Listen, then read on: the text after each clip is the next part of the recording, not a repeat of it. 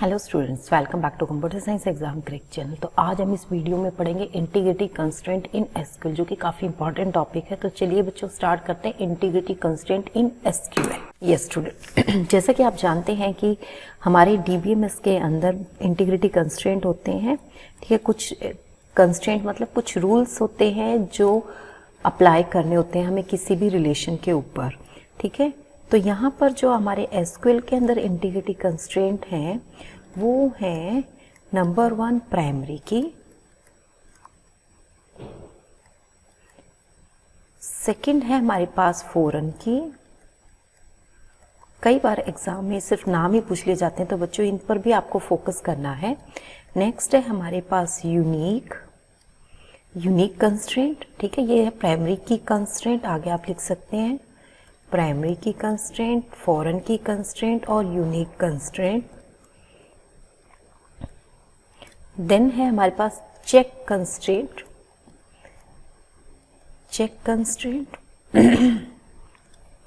Note null constraint,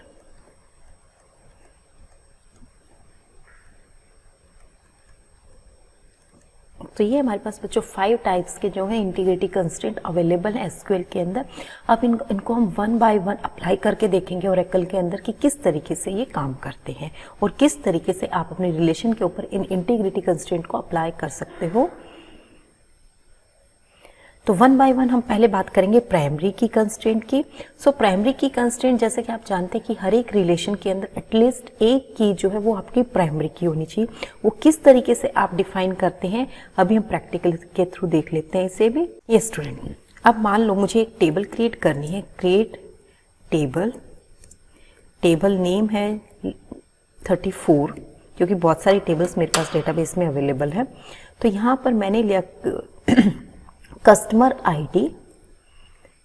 ID equal to number, data type डाली number and size डाल दिया बच्चों मैंने इसका 5।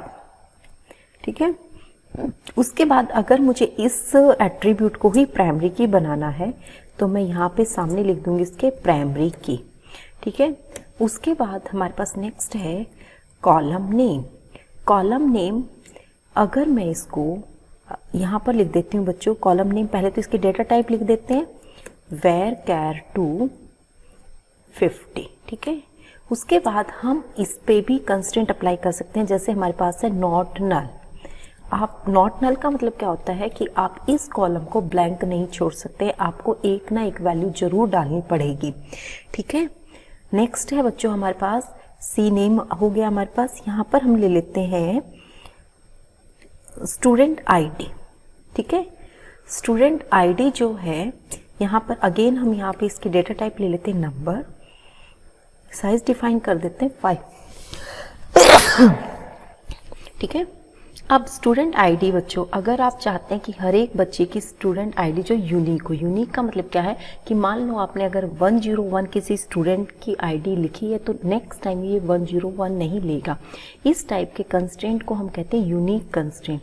इसका मतलब क्या होगा कि एक रो में एक ही कंस्ट्रेंट जो वैल्यू होगी वो कभी भी आपके आगे रिलेशन के अंदर किसी भी टपल में वो अप्लाई नहीं हो सकती। यानी कि 101 एक बार एक कॉलम में आपने एक रो के अंदर डाल दिया है तो नेक्स्ट रो में अगर आप डालने की कोशिश करेंगे तो वो नहीं होगा।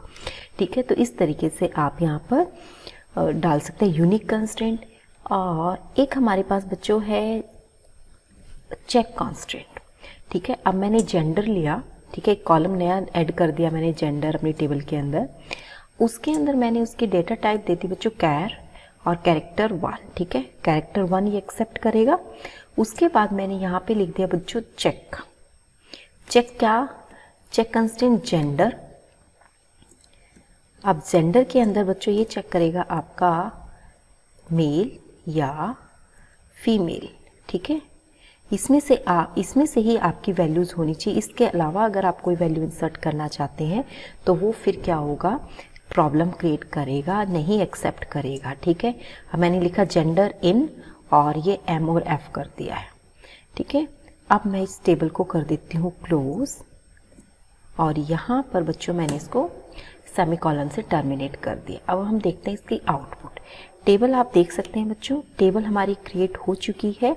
अब हम अगर इस टेबल का स्ट्रक्चर देखना चाहते हैं कि हमने किसी कॉलम को प्राइमरी की बनाया है, नोट नल भी किया है, यूनिक भी बनाया है और हमने चेक कंस्ट्रेंट भी लगाया है, तो हम अपनी टेबल को देख सकते हैं इस तरीके से। डिस्क्राइब टेबल 34, ठीक है। तो इस तरीके से आपकी टेबल जो है उसका स्ट्रक्चर शो हो जाएगा आपको रन, ठीक है।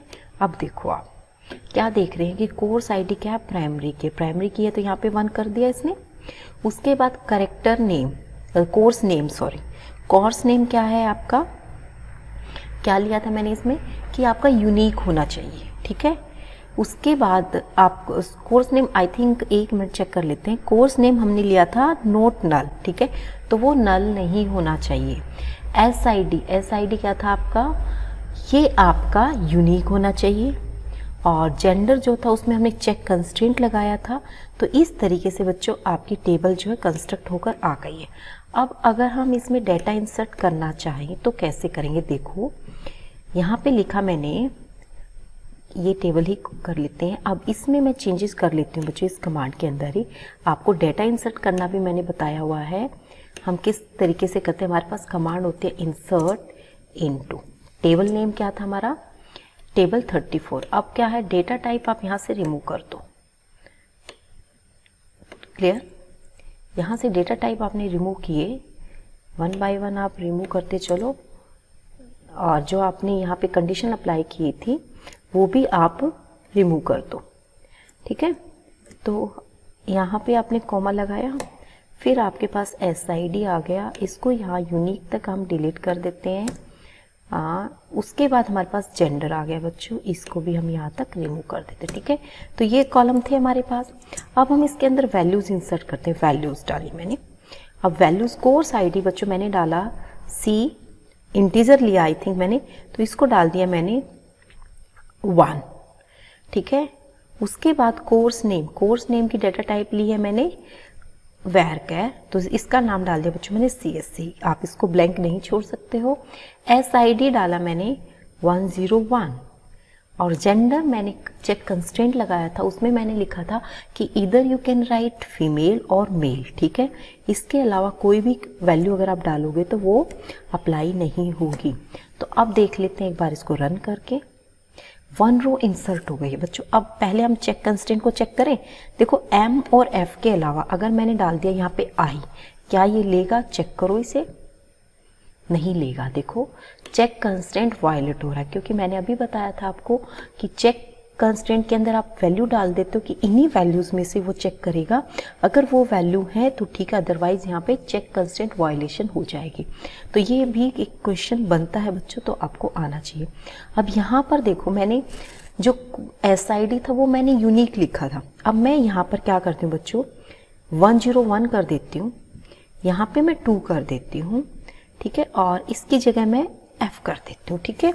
अब देखो क्या होता है, अब देखो बच्चों यूनिक कंस्ट्रेंट वायलेट हो गया। कैसे हो गया, क्योंकि मैंने ये जो आपका कोर्स नेम था वहाँ, सॉरी जो ये आपका SID था, SID के रिस्पेक्ट में है ना, ये 3rd जो वैल्यू है, SID क्या था, एक बार आप 101 एंटर कर चुके, दोबारा आप 101 एंटर करने की कोशिश करते हो सेकेंड रो में, तो वो इंसर्ट नहीं होगा, ठीक है।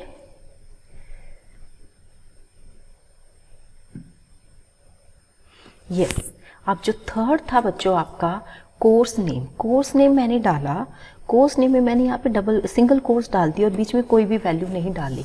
बट क्या बताया था मैंने कि क्या करेगा, कोर्स नेम क्या था हमारा, नोट नल कंस्ट्रेंट मैंने अप्लाई किया था, यानी कि आप उसको कभी ब्लैंक नहीं छोड़ सकते, there must be a value, वहाँ पे वैल्यू होनी चाहिए, ब्लैंक नहीं होगा, ठीक है।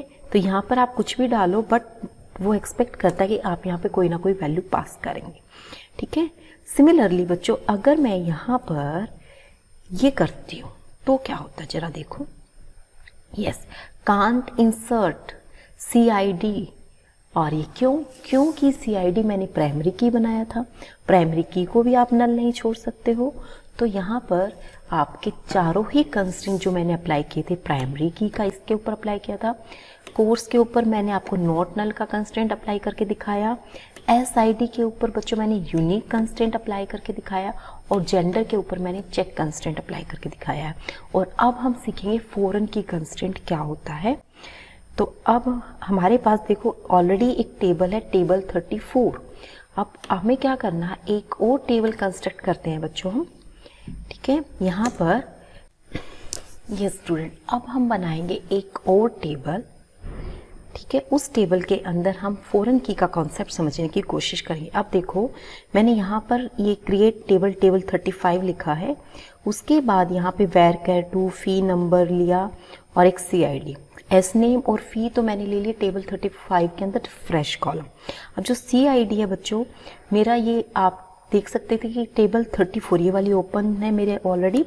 टेबल 34 में आप देख सकते हो CID क्या है, ये आपकी प्राइमरी की थी।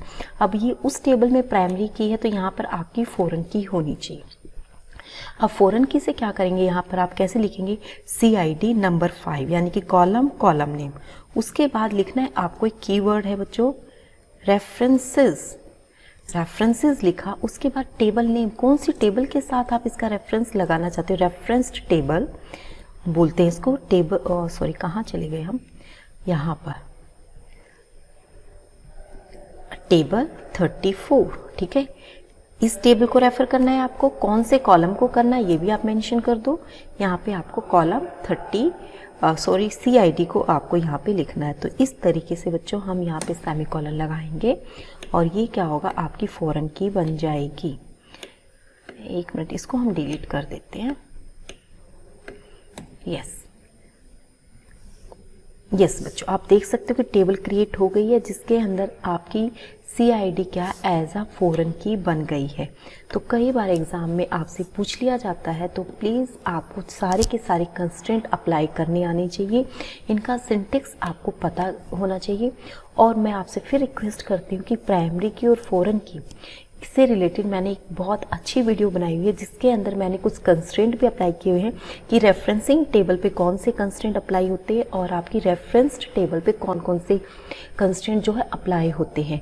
वहाँ पर कुछ वायलेशन है, कुछ रूल्स हैं जिनको कोई आपकी रेफरेंस टेबल वायलेट करती है, किसी को रेफरेंसिंग टेबल करती है। तो प्लीज़ आप उस वीडियो को ज़रूर देखिए और उस वीडियो में जो भी मैंने आपको कंडीशंस दी हुई हैं कि ये प्रॉब्लम जो है आपकी इस पर्टिकुलर टेबल में आई है, उनको भी आप अप्लाई करके देखें जिससे कि आपको वो कॉन्सेप्ट बहुत अच्छे से क्लियर हो जाए। तो आज के लिए इतना ही बच्चों, मिलते हैं नेक्स्ट वीडियो में नेक्स्ट टॉपिक के साथ। उम्मीद करती हूँ कि ये वीडियो आपके लिए काफ़ी हेल्पफुल रहेगा और अगर ये वीडियो आपको पसंद आता है तो प्लीज़ इसे लाइक, शेयर और कमेंट जरूर कीजिएगा ताकि मैक्सिमम स्टूडेंट जो है इसका बेनिफिट ले सके। तो और अगर आप चैनल पर पहली बार आए हैं तो चैनल को सब्सक्राइब कर लें, बेल आइकन को प्रेस कर लें ताकि आने वाले हर वीडियो का नोटिफिकेशन आपको मिलता रहे और आप SQL मेरे साथ बहुत अच्छे से करेंगे, ये मैं आपको प्रॉमिस करती हूँ। तो थैंक यू बच्चों वेरी